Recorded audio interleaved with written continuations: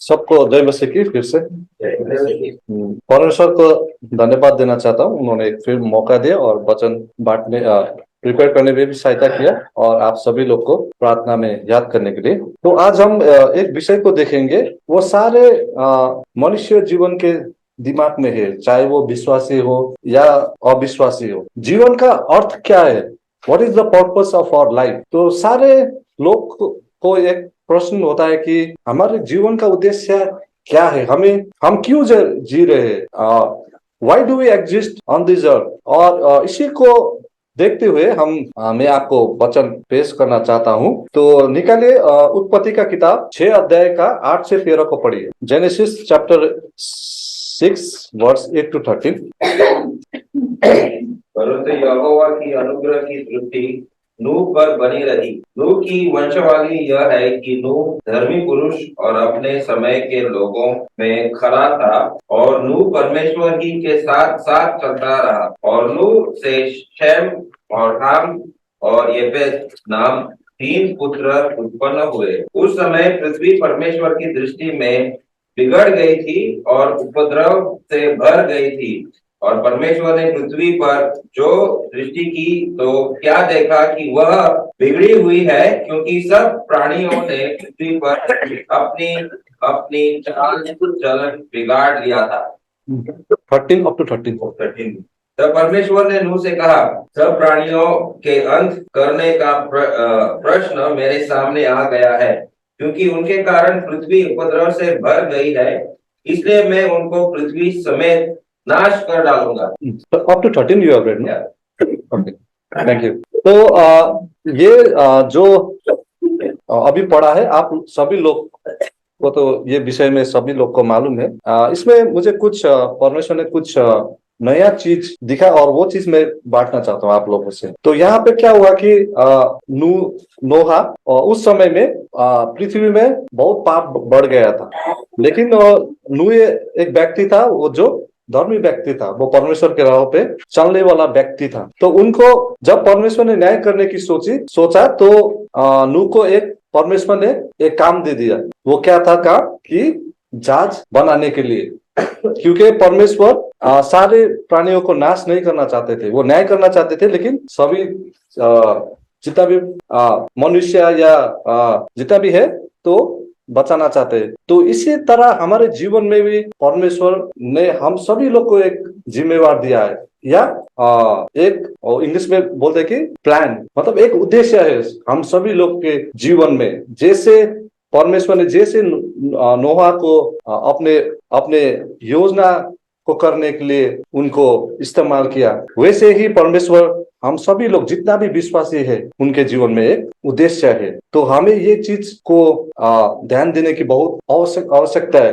लेकिन बहुत बार हम क्या सोचते हैं कि हम बहुत छोटा सा आदमी है, हमारे पास कुछ नहीं, हम कुछ कर नहीं सकते। तो अभी एक मैं यूट्यूब में देख रहा था कि एक आदमी ने, वो साइंटिस्ट और फिजिक्स का स्टूडेंट था, तो उसने अपने प्रोफेसर को बोला कि संसार में तो लैक्स एंड लैक्स स्पीशीज है और स्पीशीज में एक ह्यूमन बीइंग भी एक स्पीशीज है और उसमें मैं एक आदमी हूँ। मतलब वो कितना छोटा है और उसका एडजस्ट होने का अर्थ क्या है, उसका सिग्निफिकेंस क्या है। तो उसने पूछा, तो मेरे दिमाग में भी आया ये चीज कि सही में अभी देखिए वर्ल्ड का पॉपुलेशन कितना है, मोर देन 7 बिलियन होगा और हम तो एक ही तो आदमी है।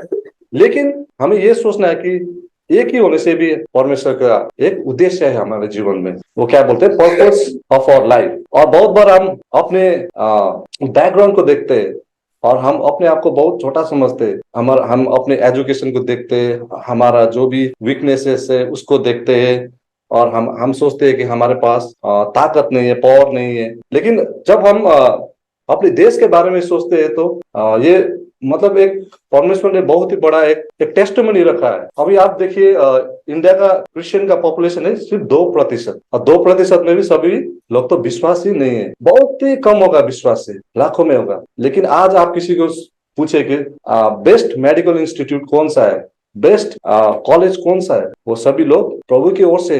आप देखिए दिल्ली में जाए Saint Stephen's college, West Bengal में देखिए सेंट जेवियर्स कॉलेज, हॉस्पिटल में देखिए CMC वेल्लोर। तो हमें ये कभी भी नहीं सोचना है कि हम अगर बहुत कम है नंबर में, या हमारे पास कुछ ताकत नहीं, हमारे पास कुछ टैलेंट नहीं है, और हम प्रभु के लिए कुछ नहीं कर सकते, हमारे जीवन में कुछ उद्देश्य नहीं है, ये हमें कभी भी नहीं सोचना है। तो जैसे परमेश्वर ने नोहा को इस्तेमाल किया वो जहाज बनाने के लिए, जब हम बाइबल में पढ़ते हैं तो हर जनरेशन में प्रभु ने अपने दास को इस्तेमाल किया है उनके टेस्टिमनी को रखने के लिए। जब नेबुकदनेस्सर के समय में परमेश्वर ने किसको यूज किया? नेबुकदनेस्सर के समय में जब वो था, राजा था डैनियल। सारा लोग हम जब उसको पढ़ते हैं तो लगता है कि वो एक क्रूएल आदमी था नेबुकदनेस्सर ना।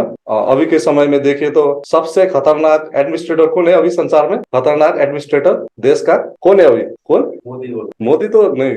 आपके पास इतना स्वतंत्र है, इतना गलत भी मत सोचिए। कौन है? नहीं, अभी फिलहाल नहीं, किंग जोंग करके नाम नहीं सुना है आप लोगों ने? नॉर्थ कोरिया में आपको अगर ये हेयर कट भी करना है ना, उसको उसके परमिशन के बिना आप नहीं कर सकते। इंटरनेट पूरा बंद है। कितना टफ है वहां पे। एक कोरिया का, उसने एक कोरिया का एक्ट्रेस को बंधुआ किया था और वहां से भाग गया था, एक किताब भी निकाला है। तो ऐसा वाला व्यक्ति था उस समय में ना। वो नेबुकदनेस्सर भी शायद ऐसा ही हो सकता है। सब लोग डरते थे, लेकिन कौन खड़ा हुआ? डेनियल। और जब इजरायली लोग बंधुए हुए में थे तो परमेश्वर ने किसको इस्तेमाल किया? मोजेस को। तो हर समय में देखते, अगर हमारे देश में भी देखिए, ग्रैहम स्टैन का देखिए उनका, या साधु सुंदर सिंह, हर जनरेशन में प्रभु किसी ना किसी को इस्तेमाल करते हैं उनके जो योजना को करने के लिए। और लेकिन और हम सभी जितना भी विश्वासी लोग है, हमारा बहुत बड़ा जिम्मेदार है कि प्रभु का महिमा करने के लिए। प्रभु का आज बहुत बार जगह में अनादर हो रहा है ना। क्रिश्चियन नाम समझ के वो दूसरे का तरीका से देखते हैं। क्या आपको बुरा लगता है कभी? क्या आपके दिल में लगता है वो गलत शिक्षा के कारण, या उन लोगों को मालूम नहीं होगा कि प्रभु यीशु सच में कौन है? तो ये हमारे लिए एक बहुत बड़ा जिम्मेवारी है। और बहुत बार हमें बहुत मुश्किल वाला काम भी प्रभु दे सकता है, और वो काम कोई भी हो सकता है। वो सिर्फ प्रचार नहीं, लेकिन जो हम वास्तविक में काम करते हैं, जो अपना गुजारा के लिए, तो वहां पे भी कभी कभी परमेश्वर हमें कठिन काम दे सकता है, क्योंकि उसका एक वो योजना हो सकता है। जैसे परमेश्वर ने नोहा को ये काम दिया, तो वो जहाज बनाना क्या आसान था? संसार में अभी तक का सबसे बड़ा जहाज कौन सा है? टाइटैनिक नहीं तो बड़ा जहाज। और यहाँ पे टाइटैनिक तो कितना आदमी ने बनाया होगा ना। और यहाँ पे परमेश्वर ने नोआ को ये जहाज बनाने के लिए बोला, और वहां पे आदमी लोग नहीं, वहां पर तो हाथी भी है ना, सब जितना भी पशु प्राणी था। तो कितना मुश्किल होगा उसको। जब हम सोचते हैं कि परमेश्वर का योजना है, वो आसान नहीं होता है, चाहे वो मिनिस्ट्री में हो या हमारे अपने काम में भी हो। तो जब मैं ये वचन लिख रहा था तो मेरा एक घटना याद आ गया। तो वैसे मैं अच्छा एडमिनिस्ट्रेटर तो नहीं हूँ, और मैंने एडमिनिस्ट्रेशन का ऐसा काम भी नहीं किया है, लेकिन पढ़ाई में बहुत इंटरेस्ट करता था। तो अभी यहाँ लास्ट ईयर मुझे डिपार्टमेंट का हेडशिप बना दे, वो कंपलसरी है। लेना तो नहीं चाहता था, लेकिन दे दिया। और एक बार बहुत परेशान हो गए, और मैंने रेजिग्नेशन का लेटर भी दिया, लेकिन एक्सेप्ट नहीं किया। बहुत कठिन लगा। लेकिन उसके बाद फिर मैंने प्रभु को ही मतलब सब कुछ संभालने को मैंने प्रार्थना किया कि मैं तो अच्छा नहीं, मैं तो नहीं कर सकता हूँ। और आज अभी 14 महीना हो गया है। मतलब जनवरी लास्ट ईयर में मिला था, अभी मार्च हो गया, 14 महीने। तो ऐसे ही चला गया। मतलब और जो भी किया है मेरे सामर्थ्य से नहीं, वो परमेश्वर के सामर्थ्य से। तो हमारे जीवन में कभी कभार ऐसा हो सकता है कि एक गवाही बनाने के लिए कठिन सा कठिन काम प्रभु हमारे पे दे सकता है, या जिम्मेवारी। तो हमें प्रभु पे विश्वास करना चाहिए, जैसे नोहा ने किया था। नोहा के सामर्थ्य से वो जहाज नहीं बनाया, लेकिन नोहा ने अवश्य परमेश्वर पे विश्वास किया, परमेश्वर के सामर्थ्य में। ये चीज सीखना हमें बहुत जरूरी है। और जब हम वचन में भी देखते बहुत सारे, अगर हम यूसुफ की बात करते हैं तो वो बाद में क्या बना? प्राइम मिनिस्टर बना ना। लेकिन उसको कितना कठिन समय से गुजरना पड़ा। अगर वो कठिन समय से नहीं गुजरते तो वो अच्छा राजा या प्राइम मिनिस्टर कभी भी नहीं बनते। अगर हम प्रभु यीशु के जीवन को भी देखते तो उन्होंने अपने चेला को क्या बोला कि फॉलो मी, मेरे पीछे आओ। क्या उनका आने के बाद उनका जीवन बहुत अच्छा हुआ था? सांसारिक चीज से नहीं हुआ था, कठिन हुआ था। और संसार में सभी लोग का अपना अपना उद्देश्य है अपना जीवन जीने के लिए। कई सारे लोग बहुत अमीर बनना चाहते हैं, कई लोग अच्छा नौकरी या नाम शोहरत कमाना चाहते हैं। लेकिन हमें विश्वास हो कि हमें ये पूछना है कि हमारा जीवन का उद्देश्य क्या है, हम क्यों जी रहे हैं, वाई डू वी एग्जिस्ट। और आज परमेश्वर नोहा जैसा व्यक्ति को हर जगह ढूंढ रहा है कि वो अपना जो उद्देश्य है वो पूरा करे, जो परमेश्वर का है। और परमेश्वर आलसी लोग और जिसके पास घमंड है उनको पसंद नहीं करते, नफरत करते ना। जैसे हमने पिछले शायद लास्ट टू लास्ट वीक वो गवर्नमेंट के बारे में हमने पढ़ा था ना, जॉन शायद 1 से। तो हमें भी ऐसा नहीं बनना चाहिए, आलसी नहीं बनना चाहिए। परमेश्वर का काम है तो एक होता है ना, बहुत बार वचन में लिखा है कि एक सोल्जर की जैसा होना चाहिए। सोल्जर का आपने जीवन देखा है कितना सिस्टमैटिक होता है ना, हर वक्त वो रेडी होता है। और परमेश्वर को योजना को हमको पूरा करने के लिए उन पे हम टोटल सबमिशन होना चाहिए। और बहुत बार हम लोग बहुत सोचते हैं कि जब हम बहुत दुख में होता है तो हम बहुत बार ये सोचते हैं कि हमारा जीवन क्यों खत्म नहीं होता है। और कितना विश्वासी लोग है 90 100 से ऊपर भी जिया है, क्यों परमेश्वर रखता है। जब मैं सोचता हूँ ना कि मैं ये लेकिन सेल्फिश है, लेकिन कभी सोचता हूँ कि 60 70 से मैं ज्यादा जीना नहीं चाहता हूँ। क्योंकि जो बुजुर्ग है उनका मैंने जीवन को देखा है ना। अभी मेरा ग्रैंड मदर था 95, बहुत दिक्कतें हुआ था उनको ना, लेकिन फिर भी परमेश्वर रखता है। इतना कष्ट होता है जब हम एजेड हो जाते, लेकिन क्यों रखते? क्योंकि परमेश्वर का कुछ योजना होता है। और मैंने पहले भी बताया था कि हमें अपने जो लिमिटेशन है, जो हमारा वीकनेसेस है, उसको हमें कभी भी नहीं देखना चाहिए। इसीलिए तो एक शायद कॉरिंथियंस में लिखा होगा कि परमेश्वर ने संसार को मूर्ख बनाने के लिए वो साधारण व्यक्ति को चुनता है।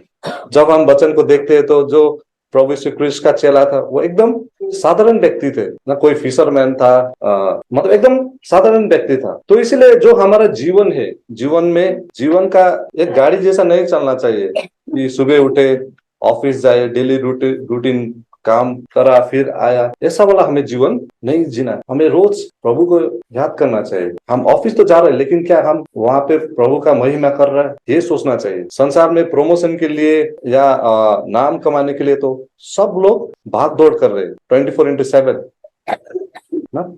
लेकिन हमें ये चीज तो हमें करना जरूरी है, लेकिन हम क्या वहाँ पे प्रभु का जो उद्देश्य है, जहाँ पे हम काम कर रहे हैं, क्या हम वो कर रहे हैं, हमें ये देखना है। और बहुत बार क्या होता है कि हम अपने माता पिता या आदमी लोग या हमारे जो बच्चे लोग हैं उनको प्रसन्न करने के लिए हम चीज करते हैं। अब आईआईटी में देखिए कितना लोग, इंडिया का बेस्ट इंस्टीट्यूट बोलते हैं, टेक्निकल इंस्टीट्यूट, कितना सुसाइड होता है। अभी ये देखिए, ये जितना भी टॉप कंपनी है संसार में, गूगल वगैरह, सब तो आईआईटी से। लेकिन इतना इंस्टीट्यूट में जाके भी स्टूडेंट सुसाइड करते हैं। क्यों? क्योंकि अपने बच्चों को अपना माता पिता बच्चों को इम्पोज कर रहा है कि ये चीज करो इंजीनियरिंग, और उसके बाद वो जो करना चाहता है उनको नहीं देता है।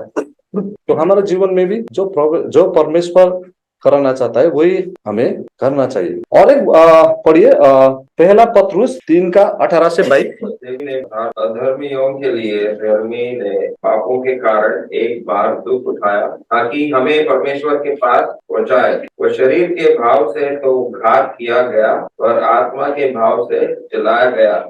उसी में उसने जाकर कैदी आत्माओं को भी प्रचार किया। तो यहाँ पे क्या रहा है, पहला लिखा है कि can you read the first few words. इसलिए कि मसीह ने भी अर्थात अधर्मियों के लिए धर्मी ने पापों के कारण एक बार दुख उठाया। तो यहाँ पे क्या लिखा है कि मसीह ने भी धर्मियों के अधर्मी के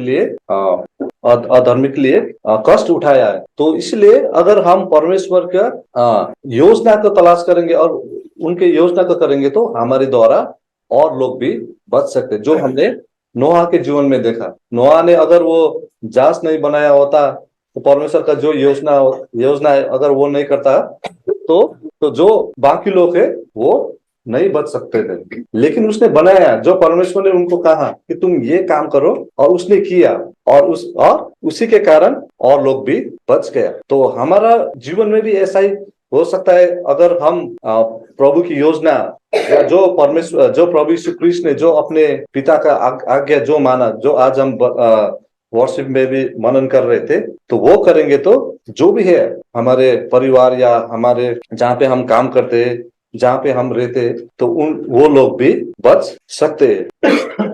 तो क्या जब हम सुबह उठ के जब प्रार्थना करते हैं तो क्या हम ये चीज हम परमेश्वर से पूछते हैं कि what is your plan for me today, आपका उद्देश्य क्या है मेरे जीवन में आज के लिए? वो छोटा सा भी हो सकता है। आप जब ऑफिस जाते हैं तो छोटा सा एक कंट्रीब्यूशन भी दे सकते हो, उसका फल आपको आज नहीं मिलेगा लेकिन बाद में मिल सकता है। अभी एक दोस्त ने मुझे फोन किया था बहुत साल के बाद, तो मुझे वो बता रहा था कि तुमने ऐसा किया था, मुझे अभी तक याद है। तो ऐसा हो सकता है और उसके द्वारा वो परमेश्वर को जान सकते हैं। कभी क्या आपको दुख लगता है कि जहाँ पे आप काम करते हैं इतना अंधकार है, इतना अंधकार है, उनके जीवन में ज्योति नहीं है, तो हमें ये सोचना है। और जब हम परमेश्वर की योजना करना चाहते हैं या काम करना चाहते हैं, तो और हमारे जीवन में जो भी हम करना चाहते हैं, तो हमें क्या करना, और एक पढ़ दीजिए प्रोवर्ब्स का 3 अध्याय का 6 पद। उसी को स्मरण करके तब काम करना, तब वह तेरे लिए सीधा मार्ग निकालेगा। उसी को समझ के सब कुछ काम करो, वो तुम्हारा मार्ग खुलेगा। तो आप जो भी काम करे, जो भी निर्णय ले, तो परमेश्वर को सोचना है। और स्पेशली यंगस्टर, जो भी यंग लड़के, आपका हो सकता है बहुत सारा एम्बिशंस हो सकता है, टीचर्स बनना, डॉक्टर, लेकिन परमेश्वर पे आप पहले विश्वास करें, वो आपका मार्ग खुलेगा। और आप इस संसार में आपने जन्म लिया है, वो एक एक्सीडेंट नहीं है, वो ऐसे आप नहीं आए, you are not here by chance, ये आपका परमेश्वर का एक योजना है। तो यदि हम उस परमेश्वर का जो योजना से भटकेंगे तो बहुत बुरा हो सकता है। जो हमने वचन में पढ़ा है, जो सैमसन था, उसके जीवन में क्या हुआ था? सैमसन के पास क्या पावर था? ताकतवर था, लेकिन उसने वो नहीं माना और वो ताकत उसका चला गया। और लूत के पत्नी क्या हो गया? आपने वचन पेश किया था, पिलर ऑफ सॉल्ट। जोना क्या होगा? जोना को कहाँ जाना चाहिए था? परमेश्वर ने क्या बोला था? निनेवे। लेकिन क्या किया उसने? और मछली के अंदर वो 3 दिन तक हुआ। तो हमारे जीवन में भी ऐसा ही हो सकता है, जब हम परमेश्वर के जो मार्ग है, जो योजना है, उससे भटकेंगे, तो हमें भी ऐसा हो सकता है। जो हमने वचन में पढ़ा है, जो सैमसन था, उसने उसका पास परमेश्वर बहुत बड़ा पावर था, लेकिन उसने वो खो दिया। और जो लूत की पत्नी था, वो पिलर ऑफ सॉल्ट बन गए। तो हमें क्या करना चाहिए? We should present our self to God like Jesus. अभी हमने पढ़ा था ना कि सब कुछ तो उसने परमेश्वर को दे दिया। भाई जोनाथन अभी मनन कर रहे थे सुबह। तो हमें परमेश्वर के ओर जाना है। लेकिन बहुत बार हम क्या सोचते, क्या करते हैं कि हम परमेश्वर को नहीं, लेकिन हम दूसरे के पास हम ज्यादातर जाते हैं कि मुझे क्या करना है, ये करना है, वो करना है, जो भी डिसीजन है, लेकिन हमें परमेश्वर के आगे जाना। तो एक व्यक्ति था जो भारत देश में आया था, उन्होंने एक बहुत अच्छा लाइन लिखा था, वो मुझे बहुत पसंद है। एक क्वेश्चन पूछना चाहता हूँ मैं, स्पेशली यंगस्टर को। जो पोस्ट टाइम होता है, उसमें एक आदमी का वो है, मतलब पिक्चर, वो आदमी कौन है मालूम है? पोस्ट टाइम पे किसका नाम है? भीमराव अम्बेडकर।